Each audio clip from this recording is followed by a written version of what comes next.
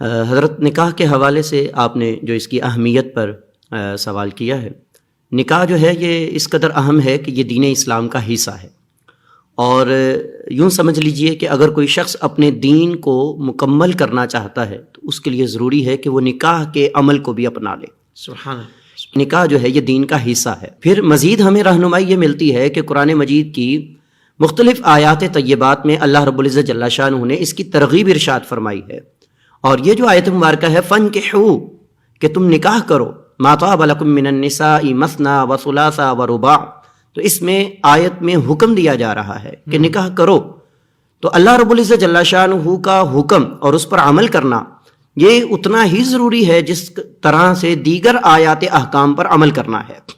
تو اس آیت مبارکہ میں اگرچہ نکاح کرنا یہ واجب یا فرض نہیں ہو جاتا، لیکن اللہ رب العزت جل شانہ کا حکم ارشاد فرما دینا یہ نکاح کی اہمیت کو واضح کرتا ہے۔